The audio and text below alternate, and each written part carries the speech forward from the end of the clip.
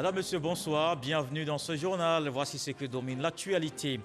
Le RHDP Teta Gagnoa et Lakota, le candidat indépendant Kwadio Konan Bertin face au patronat. Ce mardi, c'est le 13e jour de la campagne électorale.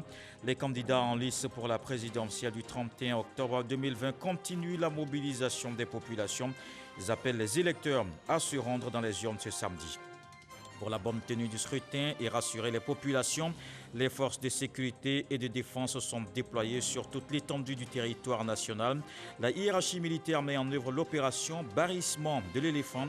35 000 hommes mobilisés pour la sécurisation de la présidentielle.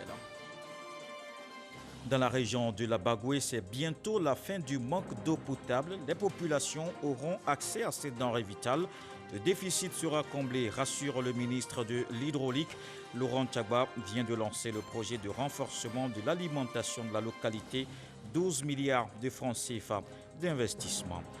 Et puis en Guinée, la CEDEAO, l'Union africaine et l'ONU viennent d'achever une mission conjointe pour tenter d'apaiser les tensions après la présidentielle. Les membres de la délégation ont rencontré Cellou Dalein Diallo et Alpha Condé.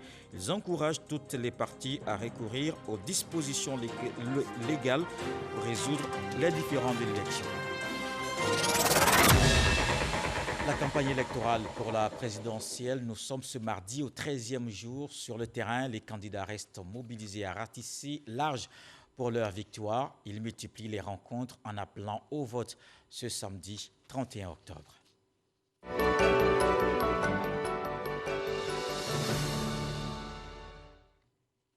Le directeur exécutif du RHDP était à Gagnoa pour le lancement de la campagne électorale dans la région du Gor. Le vice-président du parti, Amadou Soumaoro, était lui à Lakota pour mobiliser les électeurs. Viviane Aimé. Gagnoa, mardi 20 octobre, la région du Gor, d'une même voix, a réaffirmé son engagement à accompagner la transformation de la Côte d'Ivoire. Nous ne renierons pas notre parole donnée à l'ex-premier ministre Amadou Koulibaly, car la parole donnée est sacrée. Dites au président Ouattara qu'il a toute notre bénédiction. On dit avec foi les chefs coutumiers de Gagnoa et Oumé au directeur exécutif du RHDP. À son tour, il leur a demandé d'œuvrer pour le maintien d'un climat de paix pour garantir le développement amorcé dans la région. Au stade Biaka Boda, c'était des milliers de militants et sympathisants qui clamaient en chœur « À Gagnoa, c'est un coup KO ». Qui votait? Qui est le meilleur? Qui est le meilleur?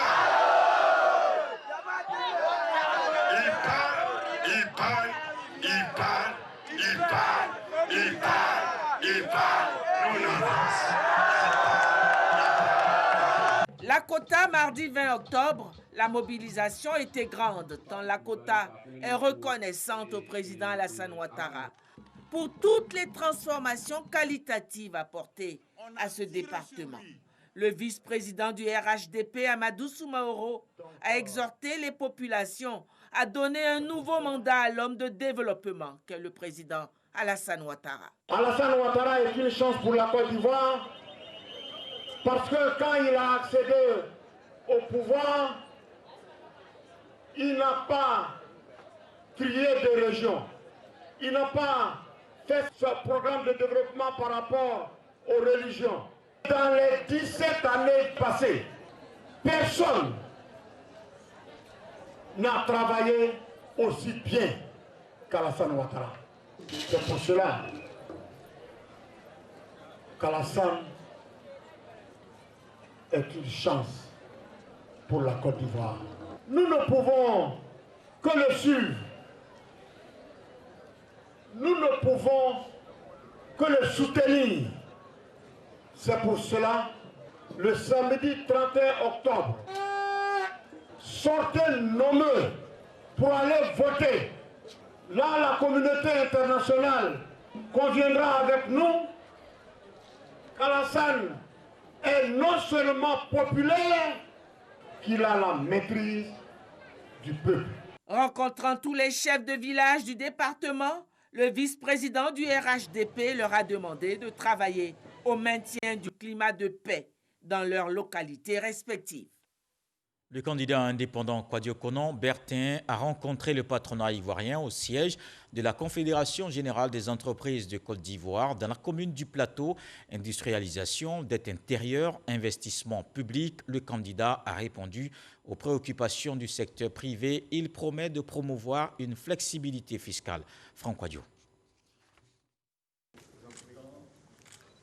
Après les masses laborieuses à travers le pays profond, l'oral du jour du candidat indépendant Kouadio Konan Bertin est consacré aux patrons d'entreprise. Dans le cadre feutré du siège de la Confédération générale des entreprises de Côte d'Ivoire, commune du Plateau, KKB dévoile son programme économique. Mais l'instant est plus un moment d'échange, industrialisation, dette intérieure et fiscale, sécurisation des investissements et politiques sociales. Pour un climat des affaires propice, le candidat Kouadio Konan Bertin entend proposer aux chefs d'entreprise ceci. Quand je serai élu, je mettrai en œuvre toutes les mesures nécessaires pour vous permettre de développer vos activités économiques au pays. Le peuple ivoirien en a besoin. Mon premier objectif sera donc d'assurer un climat propice aux affaires. Pour ce faire, il est essentiel de changer la façon dont le pays est gouverné. Je souhaite instaurer une nouvelle gouvernance. Cette nouvelle gouvernance que je souhaite donc sera bâtie autour de 3 axes fondamentaux. L'unité et concorde nationale comme premier axe. Sécurité donc des investissements comme second axe. Et la neutralité de la décision publique et la lutte indéfectible contre la corruption. Mais contexte sanitaire oblige, le candidat a rassuré le patronat sur sa politique de solidarité sociale, la dette et la fiscalité, des goulots d'étranglement qui devraient être résorbés. Si je suis élu président de la République, je me donne 1 an pour épurer la dette intérieure, pour apporter un bol d'air frais, redonner de la force à nos entrepreneurs. C'est eux qui emploient, c'est eux qui créent l'emploi, c'est eux qui emploient nos jeunes. Je l'ai dit, on a un pays, sur 3 Ivoiriens, vous avez 2 qui ont moins de 25 ans. Quel atout! Quel atout! Et il faut donc que cette jeunesse, parce qu'elle doit prendre ses responsabilités, il faut qu'elle ait accès à l'emploi pour se réaliser. Épurer l'environnement des affaires en insistant sur la gouvernance publique et l'exploration de nouvelles opportunités industrielles. Un pacte de confiance entre le secteur privé et l'État appelé à se renforcer. Ce sont les vœux du candidat Kouadio Konan Bertin, à qui le patronat, comme aux autres candidats, a remis le livre blanc de la Confédération générale des entreprises de Côte d'Ivoire sur l'industrialisation.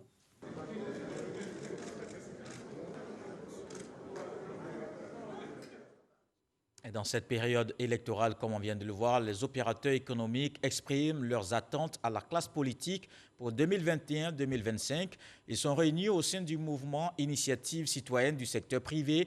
Ces hommes d'affaires saluent les acquis de ces dernières années. Ils estiment aussi que beaucoup reste à faire, notamment pour garantir la compétitivité des entreprises nationales. Jean-Luc Bambo. Ils sont issus des principales organisations professionnelles du secteur privé.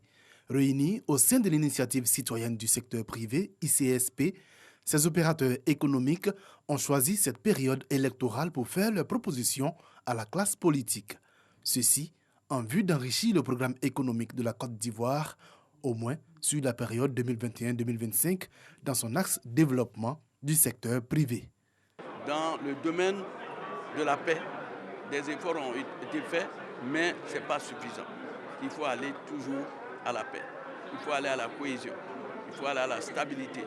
L'État doit être le maître du jeu, c'est-à-dire créer toutes les conditions pour nous permettre d'être compétitifs, pour nous permettre d'être parmi les excellents et pour avoir des chefs d'entreprise performants et que nous soyons de véritables champions comme cela est prôné. Ces opérateurs économiques ont également salué les réalisations qui ont eu un fort impact sur le secteur privé ivoirien entre 2011 et 2020. Un ensemble de réformes que le ministre du Commerce et de l'Industrie, représentant le Premier ministre à cette cérémonie, s'est engagé à poursuivre. Malgré ces résultats tangibles et louables, enregistrés, des grands défis continuent de nous interpeller. En effet, nous devons continuer d'œuvrer inlassablement à lever les principaux goulots d'étranglement afin d'accélérer la transformation structurelle de notre économie. Les attentes du secteur privé ont été consignées dans un document qui a été remis aux représentants du Premier ministre. Elles portent, entre autres, sur le financement, la commande publique, le rayonnement international, la fiscalité ou les secteurs stratégiques de l'innovation. Des dispositions sécuritaires prises pour accompagner la présidentielle. L'opération Barrissement de l'éléphant est lancée. 35 000 hommes mobilisés pour la sécurité de l'élection. Ils ont été déployés sur toute l'étendue du territoire national. Abou Sanogo. Ce sont environ 35 000 hommes qui sont mobilisés. Cette opération vise à sécuriser le scrutin et à y maintenir la stabilité avant, pendant et après. Le nom est donc choisi à propos, de sorte à rassurer les populations ou à dissuader tous ceux qui voudraient entraver le bon déroulement du processus électoral. Nous espérons pouvoir exécuter nos missions dans les meilleures conditions possibles, de sorte que ce scrutin se déroule normalement. La composition des effectifs pour cette sécurisation comprend environ 14 000 policiers, 14 000 gendarmes et 7 000 militaires. Pour cette opération, le jour du scrutin, les fonctionnaires de police seront présents dans les lieux de vote urbains. Quant aux gendarmes, ils seront en zone périurbaine. Les militaires viendront en appui de la police et de la gendarmerie nationale. Chacun d'eux a une mission spécifique et garantira à la demande de la commission électorale indépendante le transfert des résultats, du matériel électoral et le stockage provisoire. Pour l'heure, le déploiement des troupes de sécurisation consiste à des patrouilles motorisées par la recherche des zones d'intérêt, notamment les symboles étatiques, les commerces, l'administration et les infrastructures, et à la sécurisation des zones à risque, telles que les sièges de la commission électorale indépendante, les résidences d'autorité, les places et lieux publics. La mise en œuvre de cette action simultanée engageant les trois forces permet d'affirmer la complémentarité entre elles. De façon générale, l'opération Barrissement de l'éléphant vise à sécuriser le processus électoral en cours et à rassurer la population, dissiper toutes leurs craintes, leur permettant ainsi d'exercer leurs droits civiques en toute sérénité. Toujours en sécurité, on reste avec Abou Sanogo pour voir cet appui du PNUD, le programme des Nations Unies pour le développement, dote l'armée ivoirienne de matériel pour la sécurisation de la présidentielle, ce don au profit du personnel de sécurité remis au siège de la commission électorale indépendante. Du matériel de sécurisation du scrutin du 31 octobre pour l'armée ivoirienne. Il est essentiellement constitué de 1500 guides de sécurisation des élections, 35 000 fiches réflexes de sécurisation des élections comme aide-mémoire pour les policiers et gendarmes affectés aux opérations de sécurisation, 20 ordinateurs et imprimantes réceptionnés pour faciliter la centralisation de l'information, le traitement de données, la transmission de l'information ainsi que la prise de décision au sein des postes de commandement, 400 lampes torches longue portée rechargeables, 50 motos pour faciliter l'accès aux zones difficiles d'accès par les véhicules pour aider à la supervision de proximité des opérations de sécurisation du processus, 30 000 brassards également pour identifier les éléments de la police électorale et 300 kits de couchage qui comprend une tente pliable et 2 matelas gonflables. La commission a besoin que les citoyens, pour exercer ce droit fondamental et de choisir leur gouvernant, soient sécurisés. Et ils ne peuvent le faire que si les hommes qui sont habilités à le faire sont présents. Je peux vous dire que nous sommes dévoués, disponibles et prêts pour sécuriser de façon efficiente l'élection présidentielle. Notons que pour la sécurisation de l'élection présidentielle du 31 octobre, ce sont environ 35 000 éléments de forces de défense et de sécurité qui sont déployés sur toute l'étendue du territoire dans le cadre de l'opération Barrissement de l'éléphant, qui a pour but le bon déroulement du scrutin. Assurer donc la quiétude des populations, c'est l'un des objectifs du soutien des partenaires de la Côte d'Ivoire. Mais il y a cette toile qui ne manque pas parfois de faire peur, d'affoler à la limite de fausses informations qui foisonnent, surtout en cette période électorale sur Internet. Hôtels occupés par des milices, péages en feu, hélicoptères avec des personnalités en crash, du tout sur les réseaux sociaux. Mais ne vous inquiétez pas, heureusement. Nos experts de RTI Info démontent ces infox. Lansina Ouattara et Cheikh Kone. Le réflexe de nombreux Ivoiriens ces dernières semaines, comme depuis bien longtemps, est d'aller sur Internet, son profil WhatsApp ou Facebook pour échanger, mais aussi s'informer, pas toujours sans risque d'être trompé en ligne. Pas un seul jour sans une information fabriquée de toutes pièces ou des images sorties de leur contexte pour coller à l'actualité ivoirienne ou en référence à la présidentielle du 31 octobre prochain. Le 22 octobre, c'est un faux message de l'ex-président Laurent Gbagbo qui avait été largement partagé. Ce faux document avait été brandi comme une note sur la situation sociopolitique, mais vite démenti par les proches du concerné. Le vendredi 23 octobre, c'est une rumeur sur un crash mortel d'hélicoptère avec à son bord des personnalités qui avaient envahi la toile. Cette fausse information avait été amplifiée par les réseaux et partagée dans de nombreux groupes WhatsApp. On retient aussi le faux message annonçant 500 miliciens présents dans un grand hôtel d'Abidjan, prêts à intervenir, de quoi créer une atmosphère de peur dans la capitale économique ivoirienne. Autre fausse information qui a alimenté les peurs, c'est un supposé couvre-feu, hier 26 octobre. À la réalité, il s'agissait de la reconduction du couvre-feu dans la ville de Dabo, qui a connu des violences quelques jours plus tôt. À cette série d'informations fabriquées de toutes pièces, ces dernières semaines en pleine campagne électorale, il faut ajouter ce jour même des images diffusées sur Facebook et indiquant des militaires ivoiriens en intervention dans la ville de Daoukro. Le conseil face à ces flux incessants de fake news, c'est de diversifier les sources, lire les commentaires sous les publications et aussi aller sur les médias jugés plus crédibles. Voilà donc qui rassure. La commission électorale indépendante poursuit ses actions sur le terrain.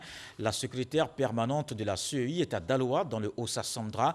Henriette Lagou a échangé avec le corps préfectoral, les agents de sécurité, les autorités coutumières et religieuses.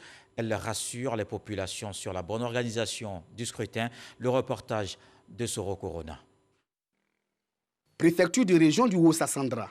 Rencontre entre la commission électorale indépendante CEI et le corps préfectoral, les forces de défense et de sécurité, les autorités coutumières et religieuses. Porteuse d'un message du président de la CEI, Henriette Lagou a salué l'atmosphère de paix et de stabilité qui règne dans cette région.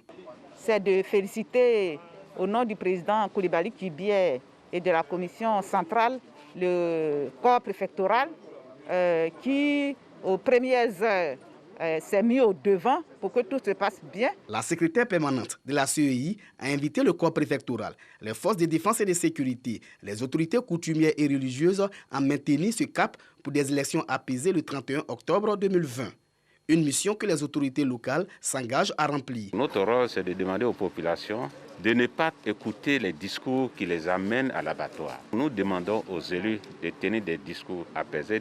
Depuis le 3 octobre 2020, nous avons sillonné la région du Haut-Sassandra pour ce message de paix. Le président des imams de Haut-Sassandra, il a invité des imams à parler aux fidèles, à ne pas faire la violence et de ne pas aussi répondre aussi aux provocations.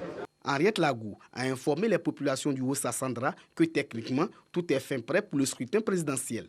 Pour les personnes n'ayant pas pu retirer les cartes d'électeurs, elle rassure. Même s'ils n'ont pas pu retirer leur carte d'électeur, le jour J, le 31, ils peuvent aller avec leur carte d'identité à l'endroit où ils votent. Et évidemment, les agents leur donneront leur carte et ils pourront voter. La secrétaire permanente a également échangé avec les responsables locaux de la CEI du Haut-Sassandra. Il a été question de l'organisation pratique du scrutin du samedi 31 octobre 2020.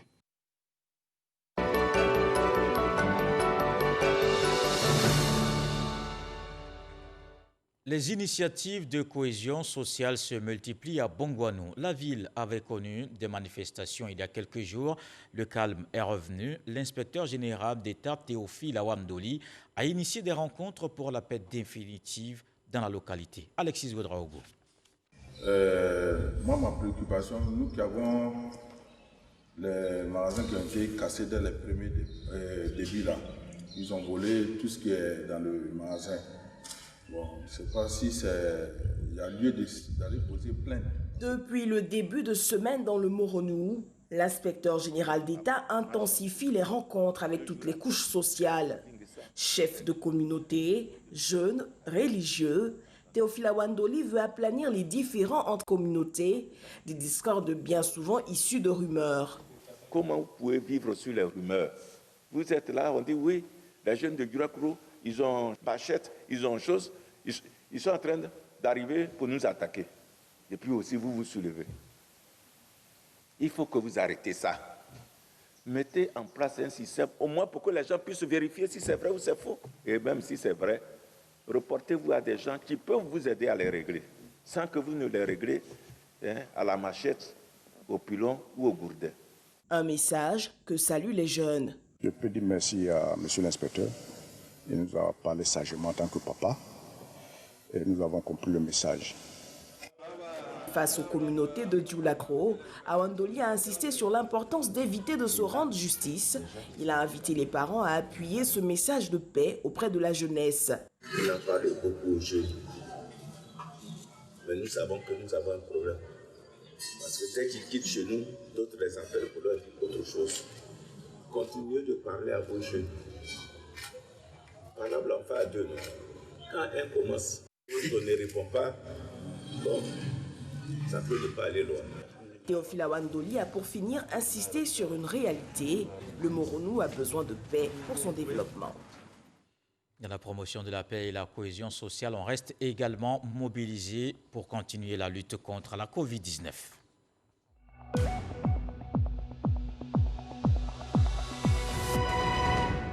Voici les chiffres de ce mardi. 2 nouveaux cas de Covid-19 sur 336 échantillons prélevés, soit 0,6% de cas positifs, 17 guéris et pas de décès. À la date du 27 octobre, la Côte d'Ivoire compte donc 20 488 cas confirmés, dont 20 229 personnes guéries, 122 décès et 122 cas actifs. Le centre de santé rural Dominique Ouattara de Vitré 2, entièrement rénové et équipé, les populations de ce village pourront ainsi bénéficier d'une prise en charge médicale dans de meilleures conditions. Il a été inauguré ce lundi en présence du ministre de la Santé, Jenaka Aolé, qui a également procédé à la pose de la première pierre du collège moderne de proximité Vitré 1 et 2. Salima Toudia. C'est une structure sanitaire entièrement réhabilitée et équipée qui ouvre ses portes aux populations de Vitré 2 dans la ville de Grand-Bassam. Le centre de santé rural, baptisé Dominique Ouattara de Vitré 2, accueille 2 services distincts, notamment la maternité et les soins. Je voudrais saluer toutes ces contributions qui remettent à neuf nos établissements sanitaires dans la région. Et espérer qu'avec ces réhabilitations, avec ces équipements, nos parents d'ici et de là-bas, c'est-à-dire de Vitré 1 ou de Grand-Bassam, trouveront les moyens de se faire soigner dans les conditions les meilleures, bénéficier des soins de santé de qualité, des soins de santé efficients. Une fierté pour les populations du village qui y voient un écho favorable à leurs doléances en matière de santé. C'est le lieu de remercier les initiateurs. Nous voulons parler du conseil régional et du gouvernement pour avoir pensé à nous. Nos remerciements vont également à l'endroit du chef de l'État, son Excellence le président Alassane Dramane Ouattara, pour son sens aigu du développement. Le ministre Eugène Akaolé a profité de l'occasion pour procéder à la pose de la première pierre du collège de proximité de Vitré 1 et 2. Il y a moins de 10 jours, nous étions à Boaké, où nous avions inauguré l'agence régionale de la nouvelle pharmacie de la santé publique. Et il y a une semaine, nous étions à Korogo, où nous avons également inauguré la première tranche terminée de la réhabilitation du CHR de Korogo. Et la semaine dernière également à Bassam. Donc c'est la Côte d'Ivoire qui bénéficie du programme du président Alassane Ouattara. Les populations ont exprimé leur satisfaction face à ce nouveau chantier pour le développement de la Côte d'Ivoire. Et cette bonne nouvelle pour les populations de l'Est du pays, l'axe Agnibilé-Krou-Bondoukou bientôt rénové. Le ministre d'État Patrick Achi a procédé au lancement des travaux. La ville de Tanda va aussi bénéficier de 8 km de bitume. Herman Yamien. Dans exactement 30 mois, délai d'exécution maximum, le tronçon Agnibilé-Krou-Tanda et Bondoukou sera entièrement réhabilité. Le ministre d'État, secrétaire général de la présidence, Patrick Achi, a donné l'information aux populations au cours de la cérémonie de première pioche des travaux à Tanda. Aujourd'hui, je suis venu au nom de son Excellence, Monsieur le Président de la République, pour sécher leurs larmes et sécher les larmes de tous ceux qui sont sur l'axe Agnibilé-Krou, Tanda, Bondoukou. En plus de la réhabilitation de l'axe Agnibilé-Krou-Bondoukou, la ville de Tanda va bénéficier, elle aussi, de 8 km de bitume. Un soulagement pour les populations qui attendaient depuis longtemps ce moment. Tanda pleurait, Tanda criait, où est mon goudron? Alors que celui qui symbolise même le goudron en Côte d'Ivoire devait arriver ce jour et nous apporter notre goudron, nous a-t-on dit. Merci, monsieur le ministre d'État. Long de 133 km, l'axe Agnibilé-Krou-Bondoukou, surtout entre Agnibilé-Krou-Kounfao, distant de 40 km, est fortement dégradé. La réhabilitation de ce tronçon va considérablement réduire les heures de route et va mettre fin aux nombreuses pannes de véhicules et surtout les gros camions régulièrement pris au piège dans les énormes nids de poules. Le bitume à l'est, au nord. Dans quelques mois, le problème de l'accès à l'eau potable sera un lointain souvenir dans la Bagoué. Le déficit sera résorbé dans la localité, rassure le ministre de l'Hydraulique. Laurent Tchagba a procédé au lancement des travaux de renforcement de l'alimentation en eau potable de la région. Ce sont près de 12 milliards de francs CFA d'investissement dans ce projet dont nous parle Amy Sissoko. À Boundiali, la question de l'eau potable ne sera plus un casse-tête. Avec les ministres Bruno Nabagné-Koné, Mariatou Koné et le président du conseil régional de la Bagoué, Siama Bamba, le ministre de l'Hydraulique, Laurent Tchagba, lance les travaux de renforcement de l'alimentation en eau potable de Boundiali et des villes environnantes. Cela 4 mois après l'implantation de 2 nouvelles unités préfabriquées de traitement d'eau potable. Un autre motif de satisfaction et de gratitude traduit par la ministre-maire Mariatou Koné. Bientôt, les difficultés d'accès à l'eau potable, avec toute la pénibilité des corvées pour les femmes et les risques de maladies hydriques, ne seront plus qu'un vieux souvenir, un très vieux souvenir.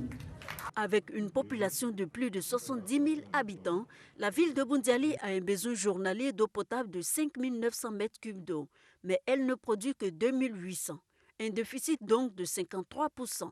D'où ces travaux qui consistent à la réhabilitation de la station actuelle, la construction d'une nouvelle unité de 6 000 m3 d'eau jour et l'extension du réseau d'adduction et de distribution d'environ 145 km, entre autres.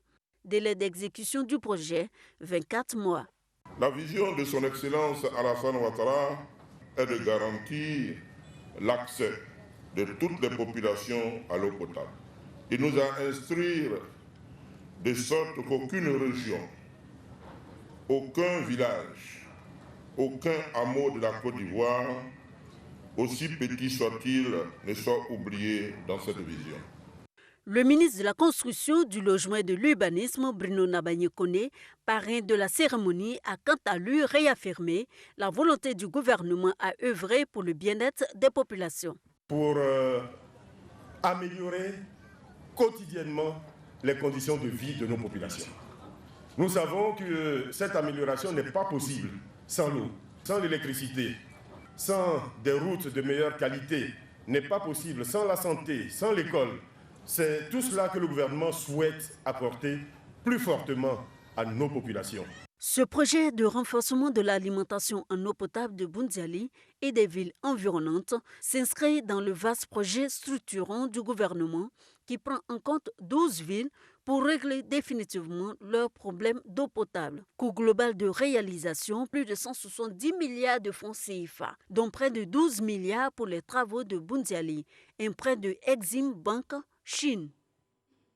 Ici à Abidjan, voyons ce drame dans la commune de Yopougon. Un immeuble de 4 étages en construction s'est effondré sur une buvette dans le quartier Niangon, cité verte. Un bilan provisoire lourd, 3 victimes décédées, dont un enfant de 2 ans. On va le voir avec Jean-Marc Diadji. Les secours poursuivent les recherches. Nous sommes au quartier Niangon, Cité Verte, dans la commune de Yopougon. Ce matin, les riverains découvrent un tas de gravats, des débris, vestiges du sinistre qui s'est produit la veille dans leur quartier. Cet immeuble en construction de 4 étages s'est effondré sur un bar à proximité selon des témoins. À 4 h du matin, j'ai entendu un bruit vraiment sourd, un bruit qui m'a tiré du sommeil. Et quand je suis sorti, vraiment la poussière était telle qu'on ne voyait rien. Et je suis obligé de retourner dans ma chambre, prendre ma torche pour venir voir réellement qu'est-ce qui se passe. Et quand j'ai jeté un coup d'œil, j'ai vu que l'immeuble n'était plus là. Et c'est quand je suis arrivé et que les jeunes gens sont venus me retrouver, on a essayé de foncer le portail pour voir s'il y a des gens dedans pour les sauver. Mais malheureusement, nos efforts étaient vains. L'on dénombre 3 personnes tuées, dont le gérant, son épouse et leur enfant de 2 ans, selon les sapeurs-pompiers militaires du groupement de Yopougon dépêchés sur les lieux. Une personne a eu la vie sauve grâce à la Providence. J'ai entendu un grand bruit. Non, je me suis dit que non, peut-être, comme nous on ne fait pas vite, souvent ils viennent au travail. Je suis sorti, j'ai regardé à l'arrière, j'ai vu qu'il faisait encore nuit. Dès que j'ouvre la porte du bar, je trouve tout le monde devant. On me dit, Didier, ouvre la porte que non, le bâtiment est versé. Jusqu'à ce que les pompiers n'arrivent pour venir faire sortir les corps. Arrivé rapidement sur les lieux aux alentours de 5h20, nous avons constaté que c'était un immeuble en construction qui s'était effondré sur lui-même. Mais les charges ont fait que les murs adjacents, c'est-à-dire des bâtiments contigus de part et d'autre, ont subi le poids de la charge. Et c'est ainsi que dans le bâtiment qui était du côté, on va dire gauche, lorsqu'on se met en face, qui est un maquis, le gérant et sa famille qui étaient à l'intérieur étaient coincés sous les décombres. Donc, renseignement pris, il s'agissait de 3 victimes supposées qui seraient sous les décombres. On a placé des trèches de balises que vous pouvez constater là, qui signalent la zone de danger. Donc, pour elles, il s'agit de ne pas entrer dans cette zone-là, de ne pas entrer dans la zone de danger jusqu'à ce que l'enlèvement total des décombres ait été effectué. Les forces de l'ordre sur place continuent les recherches et les missions de reconnaissance pour retrouver d'éventuelles victimes. Autre chose dans ce journal, l'autonomisation des femmes au centre d'un atelier, une stratégie nationale en finalisation. L'objectif est de promouvoir l'égalité des chances et la pleine participation de la femme à la prise de décision. Grace Kando. La stratégie nationale d'autonomisation de la femme, dénommée SNAFSI, sur la période 2020-2030, prend en compte 5 axes prioritaires. Entrepreneuriat, éducation-formation, leadership et participation, gouvernance et suivi-évaluation, santé sexuelle et reproduction. La validation de cette stratégie nationale est la bienvenue. Ça va permettre aux femmes de participer effectivement au développement de la société ainsi qu'aux jeunes filles. Et nous souhaitons que les stratégies qui seront adoptées ici soient réellement appliquées sur le terrain. Une femme épanouie, c'est une femme qui apporte beaucoup à la communauté. L'initiative était très attendue parce qu'il est temps que les femmes puissent apporter leur contribution au développement. C'est vrai qu'elles le font parce qu'elles sont les piliers du développement, mais elles ne sont pas vues, elles sont derrière. Ça va aider beaucoup de femmes. La stratégie nationale d'autonomisation de la femme bénéficie du soutien du programme d'appui pour la gestion économique et financière et de la Banque africaine de développement. L'élaboration de cette stratégie nationale d'autonomisation de la femme répond donc à la nécessité d'apporter une réponse pertinente aux défis liés à la pleine participation de la femme au développement. Dans l'optique de disposer d'une SNAFSI opérationnelle de qualité et qui intègre toutes les attentes, il est demandé la contribution de tous les acteurs. La SNAFSI sera donc une boussole efficace pour faciliter l'autonomisation de la femme en Côte d'Ivoire de façon durable. Les vacances judiciaires sont terminées. Place à la rentrée. Lors de cet événement, des magistrats ont aussi prêté serment. Des détails avec Éric Goré. Ils sont au nombre de 12, ces magistrats nommés à des hautes fonctions. Présidente de chambre, conseillers, avocats généraux, substituts généraux et substituts généraux par intérim. Leur mission devra s'accomplir en toute indépendance, dans la rigueur, en se référant aux lois. À leur suite, 8 auditeurs de justice en qualité de magistrats ont prêté serment. Ils devront rendre justice aux justiciables, aux populations et être des modèles. Ne soyez pas des magistrats Facebook, WhatsApp, Messenger, Twitter. Réseaux sociaux où se tiennent parfois des débats puérils et stériles. Soyez plutôt des magistrats proches des textes de loi. C'est au juge, quelle que soit son ancienneté, sa position, son grade, à qui le peuple souverain de Côte d'Ivoire a confié le pouvoir exclusif de réguler paisiblement et équitablement des litiges, qu'ils soient sociaux, économiques et politiques. Sans courage et intégrité, les diplômes, les grades et même les rochers de Napoléon ne servent strictement à rien. L'année judiciaire s'étend sur une période de 10 mois. Au terme de cette période, 2 mois de repos sont accordés aux acteurs de justice, ce qui est appelé vacances judiciaires. C'est à la fin de ces 2 mois de vacances que la rentrée judiciaire intervient. Cette rentrée judiciaire est donc une reprise de travail. Elle est constatée dans tous les tribunaux du pays. En culture, allons à Grand Bassam. Le tam-tam est sorti jusqu'à la cour royale au quartier France. La Bissa 2020, c'était dimanche. La cérémonie s'est déroulée en un jour. Comme l'exige la tradition en cas de situation majeure, la Covid empêche le volet festif de l'événement. Une célébration particulière qu'on voit avec Issa Chonayo. À situation exceptionnelle, événement exceptionnel, la Bissa 2020 s'est déroulée en un seul jour du fait de la pandémie à coronavirus. Et ce, conformément aux dispositions de la tradition. Ce n'est pas un mimétisme, ce n'est pas un civisme. La Bissa, dans ses fondements, indique que lorsqu'il y a calamité, lorsqu'il y a guerre, mais surtout lorsqu'il y a décès du roi, la Bissa se déroule de manière spéciale comme vous venez de le constater.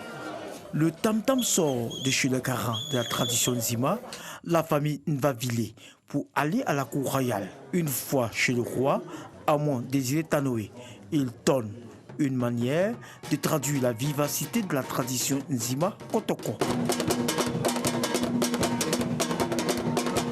La Bissa a été célébrée.